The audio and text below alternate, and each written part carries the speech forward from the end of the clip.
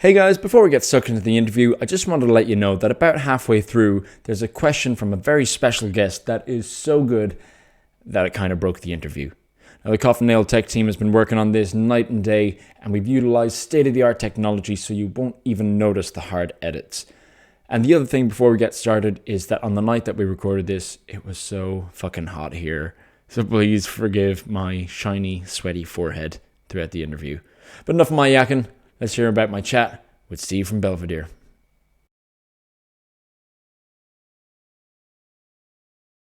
Hey guys, welcome back to the Coffin Nail. My name's Lightbreaker, and today I'm chatting with the man, the myth, the legend, Mr. Steve Rawles from Belvedere.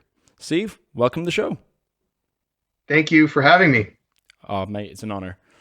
So you guys just put out your 6th full-length album, Hindsight is the Sixth Sense, in May, and it's a fucking cracker. Certified hard as a coffin nail here on the show, so congratulations on that. Thank you. Now, considering that this only came out now, I'm assuming that you recorded through lockdown. So what was that like? So we didn't have lockdown like that a lot of places had in Europe. We had restrictions, certainly, but we've never had like a proper lockdown. But we recorded it in December of 2020. Is that what year it is? That's what year it was. I don't know anymore. 2020, yep. And we had done probably about 6 to 9 months worth of practicing and writing, a lot of cases separately and over the internet. And yeah, December came around and we sort of separately went in and did our parts. Casey, our drummer, has a studio, and so he was sort of in the main control room. Whoever was doing their parts was in the live room. And we did that for, well, we were in there for 40 plus days. And then the last 10, 12 days, Casey and I mixed the record. And then it was, same room, far apart, all that kind of stuff. So, you try to do what you can. But yeah, it was tricky. And our bass player lives in Toronto. So that made it even trickier because he was supposed to fly out. And then right before he did that, there was this sort of new rounds of, you can't, restrictions, I guess, or whatever you call them. And so he ended up just tracking his bass parts through DI from Toronto in his apartment. And luckily he's very tech savvy. And between him and Casey, they were able to work it out. And you guys are in Calgary, right? We are, yep. Yep, 3 of us are. Well, that sounds functional enough. And it helps that you're keeping it all in-house, that you guys do the behind-the-desk part of it too. But how was the writing? What's that? How was the writing? Writing was good. Yeah, it was a lot of chatter between everybody, and everybody sort of came forward with ideas. There was some instances where full songs were sort of written, but I think in a lot of cases they were sort of, put together as a group, or at least, especially when ideas came in, everybody developed it together. And, it was a really open, sort of holistic experience. I think everybody definitely put in their 2 cents. Yeah. And normally would you be more jamming things out? Yeah, we had some opportunities to jam throughout the last year, but it was probably October 2020 the last time we've been together as a full band. So Ryan came out and we had a lot of sort of guitar and bass sort of acoustic jams where we did a lot of writing and collaborating, and then a few jams, full jams with Casey, our drummer. So we definitely had a lot of time to jam, but it wasn't the sort of normal full jams that we'd had in the past. So you just, you work around it. For sure. And this is the first album that Dan and Ryan have played on, right? Yeah, that's right. Yeah, they've been in the band for just about 2 years, actually. I think we saw a little thing come up there. That was their 2-year anniversary, at least Dan anyways. So yeah, it's a funny 2 years to be in the band. I wish I could say it was busier, but in terms of live shows, but we were able to sneak them in on a few shows down in South America before things kind of got shut down before we were about to go out on tour. And has them joining the band changed the sound at all, do you think? I think it has. I mean, Scott and Jay leaving, they have their certain ways of writing and being a part of things. And Dan and Ryan are different people too. So, there was also this sort of clear idea between all of us that we wanted to move forward and try new things too. So there's probably some new stuff on there. I mean, it still sounds like, I think, our band, and maybe a slightly different direction, but I don't think it's going to offend anybody or, old time fans. I think it's right in the ballpark. Yeah, I would agree with that. It's definitely one of these things that when I hear it, I'm like, it's definitely Belvedere. Definitely. Nothing else it could be. And I love the album title as well. Hindsight is a Sixth Sense. It's just a great name. But given the last two albums, how much time did you guys spend making sure you had a title that included the number 6? Well, I wish I could tell you that like there was a lot of thought put into it. There was a lot of thought put into it by me the week prior when Right. I came up with about 40 or 50 names and bounced them off Ryan, and we were really trying to narrow in on, how can we make this work? And then then we went and sat in with Casey one day, and I remember we had sort of 3 working titles, and he's like, how about Hindsight is the Sixth Sense? And we're like, and that was it. So you wasted a week. I've wasted a lot of time in my life. I've been playing in a band for almost 30 years. Fair enough, man. So what's next? Seventh Heaven, Seventh Son of the Seventh Son Part 2. Yeah, that joke did come around our circle as well. So we'll see. We always sort of fit in this format of 5 words, 6 syllables. So you do have that in mind when you're trying to jump into an album title. But we'll be touring this one for a while. So luckily, I won't have to think about that for a while. Well, it's definitely more than 6 syllables, but Belvedere live at the 7-Eleven. Yeah, that could work. That's actually pretty good. I might have to write that down. Go for it, man. Yeah. And you had a couple of guest spots on the album. I'm a big Protest fanboy, so I'm always happy to see roadies show up somewhere. Were these people that you wanted to work with for a while, or how did it happen?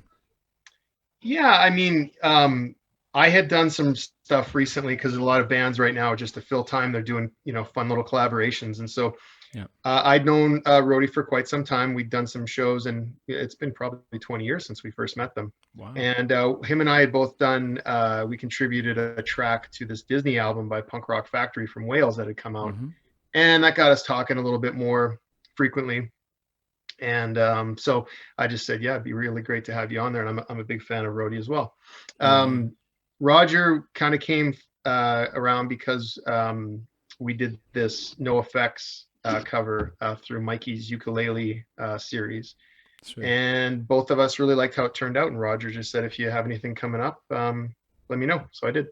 And then Dylan was a bit of a different thing. It kind of came in the 11th hour. I think we were about to mix the next day or two. And on Memento Mori. And I just thought, there's a lot of me on this record. And he's a natural screamer. And so I called him that night, and by 8 o'clock in the morning or 9 o'clock in the morning, the next morning, he was in the booth tracking up in Edmonton. So fucking hell, it worked out good. And, when you do 13 songs, you got a little bit of, play where you can have some buddies on there, and, there's lots of music there for everybody. And some, now there's some nice surprises for people.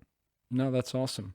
And who does the scream at the end in Peace in Our Times? Because I didn't see a guest credited there, but first listen, that's Casey. Yeah. That's sick. On first listen, I thought it sounded like Josta. Like he would be credited at least. Yeah. Casey, he does a lot of drumming and he does a lot of singing too. So I'm always amazed that when I complain to him about how some of these rhythm patterns are tough for me to sing and play, he just kind of laughs at me like, well, try doing my job. Yeah, for sure. So you're going to have to return the favor, get the Punk Rock Factory boys on for something off the next album. Yeah, that would be cool. They're a lot of fun. We keep in touch quite a bit. Yeah, no, they're great. I had them on the show a little while ago. That's awesome. Yeah, they got nice, fancy new pink amps. Oh, I'm so jealous, mate. They're beautiful. I was bugging them. I was like, there's no way those things are ever leaving the studio, but apparently they've got road gear to bring it out with, so good on them. They want to invest just as much into a case for that, man, and the instruments. Right? Fuck.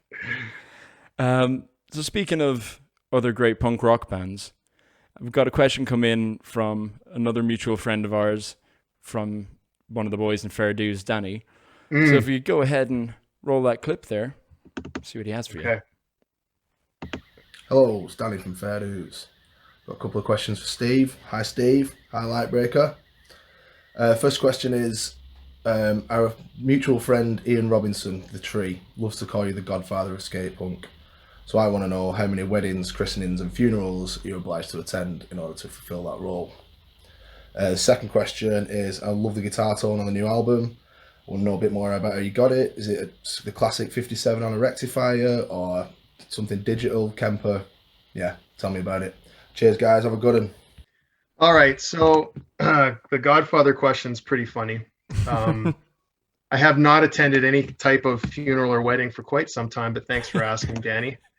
I don't think many people have, to be honest with you. No. I might have to look up the stuff here. Actually, I'm just doing that right now because I know we had a techie question there earlier, and this was with another interview, and I know Casey had a really great answer, and I don't want to screw this up here because there's actually a lot of stuff here that he. And if I search in my Facebook chat, it'll take me 3 years because we do a lot of chatting on there. Can I get you to pause this real quick? Yeah, sure, man.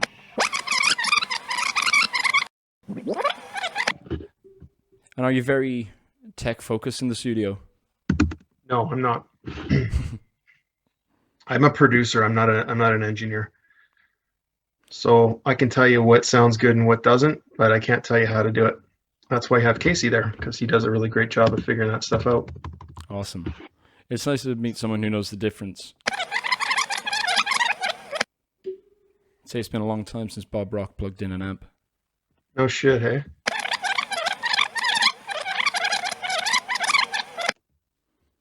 Yeah, let's just go ahead here, and if he texts me back, then I'll Sweet. we'll go through it, because I do want to address it, because it's good shit. Yeah, for sure. All right, Danny, question 2. So thankfully I got a little help here from my good buddy Casey, because he's the techie guy in the band. So the rig used for the recording was a Les Paul Classic and a custom warm-off Telecaster, each through an Electro Harmonix platform compressor split to 2 different sources, an EVH 5150 MK3 50 watt through a Mesa 2x12, mic'd with a Shure Beta 57 and a Sennheiser E914. And a radial JDI, both tracked through a Midas Heritage 3000. In Pro Tools, the DI tracks were strapped with different plugins. The Les Paul was sent through a neural archetype Nolly, and a second DI track was heavily compressed and blended in clean. The Telecaster was sent through a positive grid bias preset that Casey designed, and a second DI track was sent through a neural archetype, the Corey Wong, for clarity. So essentially, the rhythm was composed of 8 tracks, 4 per side, taken from two separated performances in 2 different guitars. So everything was blended and phase compensated to our liking. And then there was some additional processing on the rhythm guitar stereo bus, a spatial widener, a bus compressor, EQ, and a pinch of oral exciter. The lead guitars were a mixed bag of whatever kind was required at each juncture, usually various combinations of one mic'd cab and some sort of plug-in. There you are. Thanks for asking, Denny. Thanks for asking. Does that guy know how to party or what? I would have just said, well, we had a guitar and we put it through an amp. Casey diddled some knobs. Presto. String go plick. Amp go buzz. Click. That's right. Play fast. And by the way, did you do most of the solos on there? Fuck no.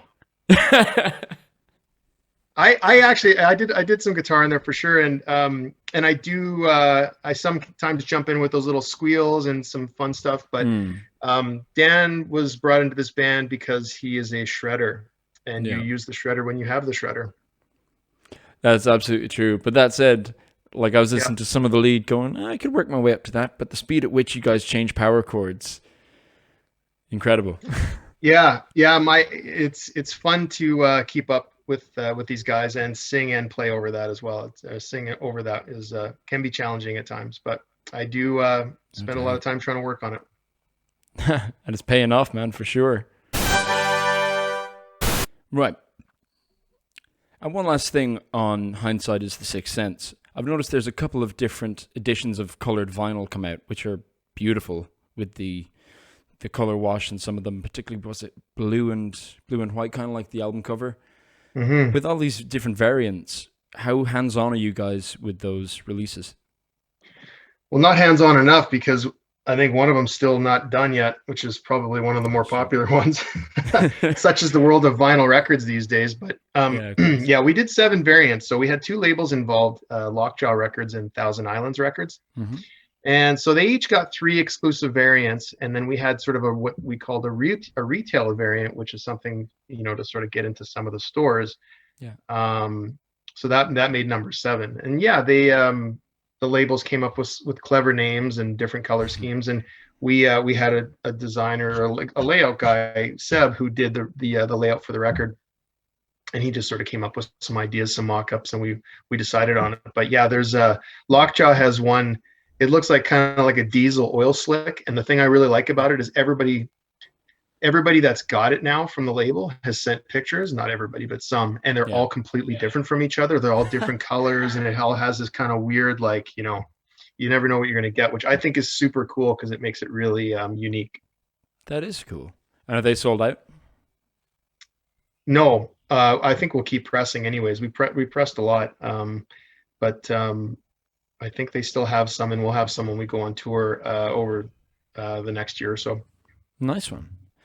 So, speaking of touring, now it's a nice time to be talking to bands at the moment because finally we can have some optimism about people getting out there. What have you guys got coming up?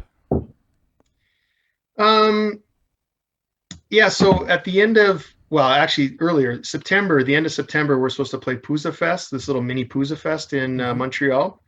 And right now, we've booked about a couple weeks around it. So some stuff in Ontario and Quebec, and then BC and Alberta a little later in October. Everyone's kind of like put the rooms on hold, fingers crossed. Things are looking pretty good in Canada, but of course, given kind of what's going on out there, anything can change. So we have put the rooms on hold, and we're sort of hoping that things can happen at least to for reduced capacity. That's okay. Yeah. That's going to be at the end of September and October, and then we are supposed to come back to Europe and the UK middle of November to the beginning of December. Mm-hmm. And that's, again, another fingers crossed. Like, I think things are moving in a good direction. But given that you have flights in different countries and the newest other thing to worry about, Brexit and all that other stuff. So we'll see. We're, as a band from Canada, we're used to getting permits to play the UK. So, and we have some sort of early indications that it will cost money like it normally does, and just hopefully not a ton more. Because we really want to play the UK. Stop making it hard for us to do this. We'll see what happens. And if not, then you might have seen we've been announced for Manchester Punk Festival in next year. And so we'll, if things don't happen in November, we'll start to slide some things over that way. If you know your bands and your booking agents, that's really all life is right now, is just plan A, B, C, and D. Yeah, I'll bet. But I actually even have Manchester Punk Festival in my notes here because the lineup is fucking stacked, man. It's awesome. It's good to see Willem Scream got added to the list this year because they're awesome. Yeah, and if you get a chance to see Chewing on Tinfoil, they're one of my all-time favorites. Really? Where are they from? Bit of ska punk from Ireland. Oh, cool. Yeah, they're Ireland, really good. man. Why have we not played Ireland? Ridiculous. Have you never played Ireland? No, we should go make friends with those guys. Yeah, do. Oh, they're great lads. They're good friends with like Stizza and the boys in Leftover Crack. Cool. I also wanted to ask, with coming back to touring, do you have any favorite cities or venues that you'd look forward to getting to again? Yeah. There's a place called Cyclone in Tokyo that's actually really good. I like quite a bit.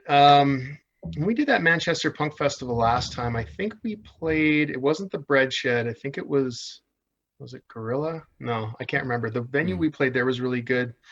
Declinker in Aarschot's really good. Fafoons in Montreal, Dickens in Calgary.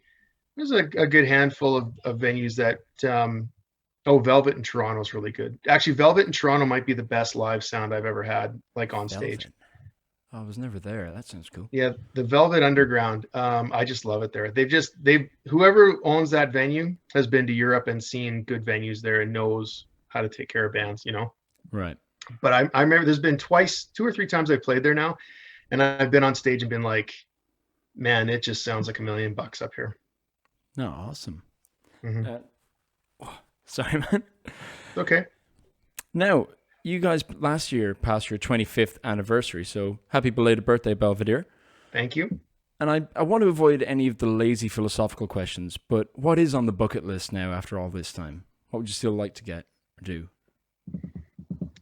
I think by the end of this year, I'll have nailed a few of them. There's a lot of festivals like Punk Rock Holiday and Brack Rock and Resurrection. Well, actually, Resurrection we played with Belvedere. Anyways, those other festivals I've played with this as a standoff, and I've booked a lot of bands on these festivals, but Belvedere hasn't played them. So I think that'll be nice. That'll knock a few things off the list. I'm excited for the new guys in the band, even Casey, who hasn't seen some of the places that we'll be playing this year. Yeah. I tend to get pretty pumped about that kind of stuff. And so I think, after this year, I really want to play Australia, and that's sort of on the books for 2022. It'll be nice to go back to Russia again. I haven't been there with Belvedere, but was there with this as a standoff. Probably like to do China as well. We've been talking with a promoter there for quite some time, but just the stars never seem to align. That'd be wild, man. Now we have guys in the band that really want to tour, so that's kind of a big thing. So, I hope we're able to knock quite a few things off. But in the grand scheme of things, I've been very lucky, and we've played with most of the bands that I've wanted to play with or dreamed of playing with as a kid, and it all just kind of feels like icing on the cake, Yeah. And do you have any advice for promising young up-and-coming radio hosts? I read that wrong. Promising young up-and-coming punk bands. That's right. I can't tell you anything about being a radio host because I'd probably be very terrible at it. But as far as bands go, I always think that, being nice to people, and it sounds really goofy and cliche, but it's amazing how small this scene is and how much people talk, good and bad. And I think that if you're nice to people and you work hard and you play your music because you love that type of music, not because it makes money or gets you someplace, I feel like good things will happen. There's a certain aura that I think certain bands bring because of that attitude. And I think if you just keep plugging away and sticking your nose in people's business, more people will listen to you. Absolutely, man. Nice one. So listen, before we wrap up, I've got a quick lightning round for you. I'll shoot you a couple of things, one or the other, and just pick one. So first, Bad Religion or NoFX? Bad Religion. Star Wars prequels or sequels? Sequels. Masters of the Universe or Transformers? Transformers. Nice. On tour, would you rather have a good hotel room or good food? Good food. And segueing nicely from that, I always like to ask a food one. So for you specifically, poutine or pancakes with maple syrup? Poutine. I have to agree with you there, mate. And I say this as someone that's a vegan. I sure do miss cheese sometimes. Oh, I'll bet. Oh yeah, I do dabble. I do break my vegan edge sometimes, especially when I'm in Quebec, and sometimes just things can't be helped. But that is my one Achilles heel. Well, I don't think poutine is going to get you as much bad cred in the vegan community as like a steak would. So it's more bad vibes in my stomach afterwards than the bad cred. Well, that's fair enough. Priorities. Yeah, it's been a while since I've been consistent on the dairy, so quite a few years. So yeah, it does hit me. No. That's a great answer. I like that it's the most detailed out of all of those. Yeah. So, Belvedere's new album, Hindsight is a Sixth Sense, out now on Lockjaw Records. And Steve, thanks for chatting with me today. It's been a pleasure. Thank you. Cheers, mate.